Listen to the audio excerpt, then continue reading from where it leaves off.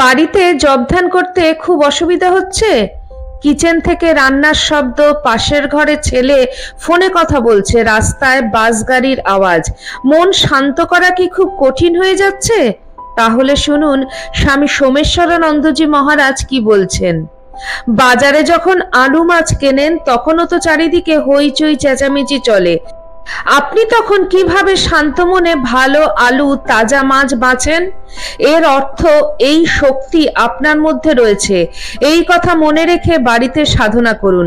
ভাবুন যে আপনি বাজারে বসে ধ্যান করছেন, স্ত্রী কিচেনে তার কাজ করছেন, ছেলে নিজের কাজে ব্যস্ত। এরকম আপনিও নিজের কাজ মানে সাধনা করুন।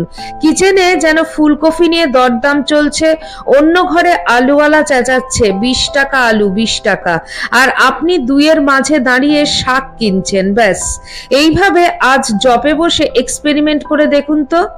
জগৎটা শান্ত না অশান্ত, সুখের না দুঃখময়, সেটা নির্ভর করে আমার চিন্তার ওপর, আমার দৃষ্টিকোণের ওপর। কারণ আমি পরিবেশকে দেখি আমার রঙিন চশমা দিয়ে। মোহনবাগান হারলে কেউ সুখী কেউ দুঃখী। বাবার মৃত্যুতে এক ছেলে কাঁদছে, অন্য ছেলে খুশি, কারণ সম্পত্তির ভাগ পাওয়া যাবে। জগৎটা কেমন সেটা নির্ভর করে আমার দেখার ওপর, আমার চিন্তার ওপর। যদু মধু বিধু 3 বন্ধু রাস্তা দিয়ে যাচ্ছে। হঠাৎ একটা কুকুর তাদের দেখে ঘেউ ঘেউ করে উঠল। ভয় পেয়ে যদু রাস্তার অন্যদিকে সরে গেল। মধু হেসে কুকুরের কাছে গিয়ে গায়ে হাত বুলিয়ে দিতেই ওটি লেজ নাড়াতে লাগলো। আর বিধু এগিয়ে যেতে যেতে মধুকে বলল, দেরি করিস না, তাড়াতাড়ি চল।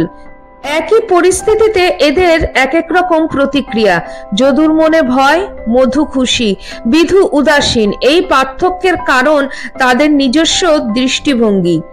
এ কথাই বলা হয়েছে বেদান্তের দৃষ্টি সৃষ্টিবাদ সাধনায়। আপনার দেখার উপর নির্ভর করে জগতের সৃষ্টি বা প্রকাশ। ব্যক্তির মানসিকতা অনুযায়ী পরিবেশ তৈরি হয়। কয়েক হাজার বছর পরে গত শতাব্দীর শেষে বিখ্যাত মনোবিজ্ঞানী অ্যালবার্ট এলিসও বললেন, situation does not disturb you, you disturb yourself. সকাল সন্ধে 1 ঘন্টা করে বসলেই কি মন শান্ত হয়?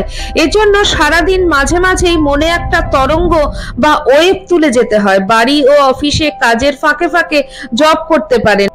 বাসে বা ট্রেনে করে যাচ্ছেন, বসে চোখ বন্ধ করে ইষ্ট চিন্তা করা যায়। যত কম সময়ের জন্যই হোক চেষ্টা করে দেখুন। এতে মনে একটা সংস্কার গড়ে উঠবে যা আপনাকে সাহায্য করবে বাড়িতে যখন দুবেলা সাধনায় বসবেন তখন নেগেটিভ পরিবেশে পজিটিভ থাকা। সমস্যার মধ্যেও আত্মবিকাশের সুযোগ খোঁজা, যা সহজেই আপনাকে আধ্যাত্মিক পথে এগিয়ে নিয়ে যেতে পারবে।